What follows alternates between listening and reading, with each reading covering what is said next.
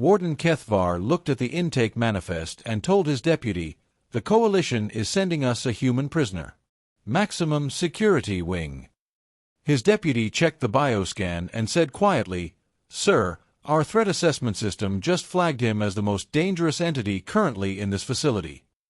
Kethvar looked at the scan results and said, "He's holding a coffee." The Verath Maximum Security Detention Center was considered the most secure facility in 6-star systems, not because of its walls, though the walls were impressive, but because of its population. If you needed something contained that other facilities could not contain, Verath was where it went. Its current population included 3 Draeki war commanders, a Kraath berserker unit of 4, 2 Zhar'veth neural hackers who had collectively broken 6 previously unbreakable encryption systems, and a collection of beings that the Coalition Security Index described with a variety of alarming terms. Nobody had ever escaped Verath. Nobody had ever wanted to stay, either. Cadet Liaison Officer Dex Morrow arrived at Verath on a Thursday morning, through the main gate, on foot, with a backpack and a coffee he had purchased at the transit hub 14 minutes earlier. He had been assigned to Verath under circumstances that the official record described as interagency transfer pending review, and that Dex himself described, when anyone asked, as a misunderstanding involving a classified operation, a Draeki ambassador's personal shuttle, and a decision that seemed very reasonable at the time. He did not appear concerned about any of this. The intake processing area at Verath was a fortified courtyard, stone and reinforced composite walls, guard towers at each corner, the main gate behind and the processing building ahead.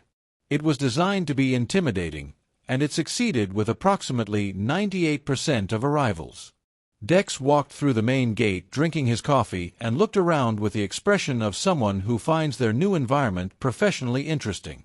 The 4 beings currently in the processing yard were there for their mandated daily movement hour, a Coalition prisoner welfare requirement that Warden Kethvar considered inconvenient but complied with because the paperwork for non-compliance was worse. The 4 were Graak, a reptilian Draeki enforcer who had been sentenced for activities the record described as extensive and creative, Vasantek, an insectoid Zhar'veth whose antennae had been cybernetically enhanced to function as weapons, a Kraath warrior of the berserker classification whose name did not translate into standard and whom the staff called 14, and a horned Vel'thrak raider captain named Sorn who had a reputation that preceded him by approximately 3 systems in every direction. When the gate opened and Dex walked through, all 4 assessed him simultaneously. This was the part that the security footage would later be studied for extensively. The Verath threat assessment system ran continuous scans of all beings in the yard. When a new entity entered, it ran a comparative analysis against all others present and generated a threat hierarchy, who in the yard was most dangerous, in descending order. The system had been calibrated over 12 years of operation. When Dex walked through the gate, the system updated its hierarchy in 0.4 seconds. Dex went to the top. Not because of weapons, he had none. Not because of size, he was smaller than every other being in the yard. Because the biometric threat analysis that the system ran included pheromone signature, neural stress pattern, pupil response, heart rate, and the specific combination of biological markers that predators across multiple species recognized as indicating something that was not prey. Dex's heart rate was 62. His pupils were normal. His pheromone signature was, according to the system's database note added 6 seconds after the scan, consistent with Earth class, 4 Apex biology, C classification, Deathworld. All 4 of them had moved toward him when the gate opened. Combat instinct, territorial response, the natural behavior of apex beings when something new entered their space. All 4 of them stopped within 6 feet.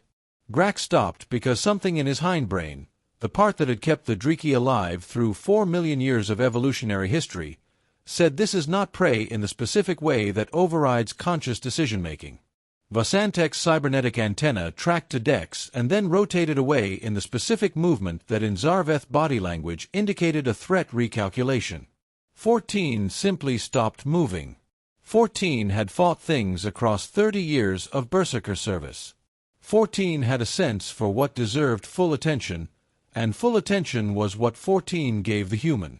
Sorn, who was the most experienced of the four and had the most sophisticated read of situations, took 2 steps forward and then took 1 very deliberate step back and tilted his horned head in the gesture that in Vel'thrak culture meant "I see you and I am choosing this distance deliberately."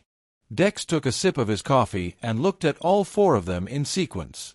"Morning," he said. Nobody responded. The yard was very quiet. Deputy Warden Liss, watching from the guard station, transmitted to Kethvar, "Sir, all 4 yard occupants just performed voluntary threat withdrawal from the incoming transfer." Kethvar arrived at the monitoring station in 45 seconds. He watched the footage. He watched it again. "He didn't do anything," Kethvar said. "No, sir," Liss said. "He's drinking coffee." "Yes, sir." Kethvar looked at the threat hierarchy display, which still showed Dex at the top with a gap between him and the second entry. 14, that was larger than any gap the system had ever generated. "Pull his intake file again," Kethvar said. Liss pulled it. The relevant section was a single line under the species designation entry. Origin, Earth, Sol System, Biosphere Classification, Deathworld Class 4. Note: inhabitants have survived continuous exposure to apex predator ecosystem for 200,000 plus years. Biological threat markers present in all members of species regardless of individual combat training. Kethvar read this twice. He looked at the yard where Dex had found a wall to lean against and was finishing his coffee while 4 of the most dangerous beings in 6 star systems stood at a respectful distance and did not approach. He looked back at the screen. "Get him processed," Kethvar said. "And someone get him another coffee. I want him comfortable." He paused. Comfortable humans seem less alarming than whatever they are when they're not comfortable. Liss transmitted the coffee order to the intake staff. In the yard, Sorn, who had terrorized 3 star systems and never in his life backed down from anything, looked at the human leaning against the wall and said, in the specific tone of a professional acknowledging a peer, "Deathworld." Dex looked at him. "Earth," he confirmed. "3rd planet. You've heard of it." "We have a saying," Sorn said carefully, "about planets where everything kills. We say, whatever survives there does not survive by accident." "That's accurate," Dex said. Sorn nodded slowly, the Vel'thrak acknowledgement gesture, the one reserved for beings of established status. "What did you do," Sorn asked, "to end up here?" Dex considered his empty coffee cup. "There was a shuttle," he said, "and a Draeki ambassador, and a decision that seemed very reasonable at the time." Sorn looked at him for a long moment. Then, for the first time in his 30-year documented history, the most feared raider captain in the outer sectors made a sound that his species had not been observed making toward a non-Vel'thrak. He laughed. It was a short sound and immediately controlled. But it was real. "You will tell me this story," Sorn said. "Later." "Sure," Dex said. He dropped the empty cup in the recycling unit beside him, pushed off the wall, and walked toward the processing building. Behind him, the 4 most dangerous beings in Verath Maximum Security watched him go. 14, who had never been observed expressing anything that the staff classified as an opinion, turned to Kraath and said, in the flat tone of someone stating an established fact, "I am glad he is not here to fight us." Kraath looked at the door the human had gone through. "Yes," Kraath said. In the processing building, Dex signed the intake forms, answered the standard questions, and noted under any special requirements that he preferred his coffee black. The intake officer added it to the file without comment. Some things, in every facility across every star system, were non-negotiable. As the processing office door slid shut behind him, the yard remained silent for several seconds. Then Vasantek's antenna twitched. "That one," the Zhar'veth said quietly, "has the confidence of a creature that has never seriously considered the possibility of being prey." None of the others disagreed. High above them, in the security control room, Warden Kethvar stared at the human's file one final time before locking it behind administrative clearance. There was a second page. Most personnel had never seen it. At the top was a recommendation from Coalition Intelligence. Subject: Dex Morrow. Threat Assessment: Do not evaluate by appearance. Additional note: if subject appears relaxed, situation is normal. If subject appears concerned, initiate emergency protocols immediately. Kethvar read the note twice. Then he closed the file. Somewhere deeper in the facility, alarms began sounding as a containment team responded to a disturbance in Cell Block 7. For the first time in years, Kethvar found himself hoping the new arrival would stay out of it. Because if the human ever decided to get involved, he suspected the disturbance would stop being the prison's biggest problem. And far below the facility, in a forgotten maintenance corridor, something that had been waiting for 9 years finally woke up. It had just detected the arrival of someone from Earth. And it was very interested. 3 days later, Cell Block 7 erupted into chaos. A Kraath prisoner had broken his restraints and taken 2 guards hostage. Security teams surrounded the block, weapons ready, but nobody wanted to rush in. Warden Kethvar watched the situation unfold from the control room. Then he noticed someone walking toward the danger carrying a mug of black coffee. "Dex," Kethvar said, "what are you doing?" "Talking," Dex replied.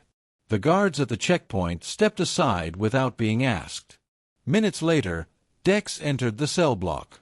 The Kraath warrior roared, raised a hostage, and prepared to fight. Dex looked at him. "Put the guard down." The prisoner hesitated. Every being in the room felt it, the same instinctive warning that had spread through the yard on Dex's first day.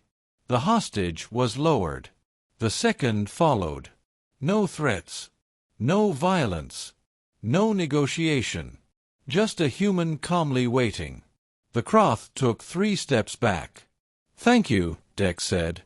By evening, the incident report listed the event as resolved peacefully. No one argued with the wording. A week later, Dex's transfer review was completed. He was cleared to leave Verath and return to Coalition service. As he walked through the main gate, Sorn called after him. "You never told us the shuttle story." Dex smiled. "Maybe next time." The prisoners watched him leave. The guards watched him leave. Even Warden Kethvar stood at the gate until the transport disappeared into the sky. Only then did he return to his office and add a final note to Verath's records. Humans are not the most dangerous species because they enjoy fighting. They are the most dangerous species because they usually don't need to. And in the entire history of Verath Maximum Security Detention Center, there was only one prisoner transfer whose departure made everyone feel safer. The human from Earth. The end. If you liked the story, please subscribe to the channel.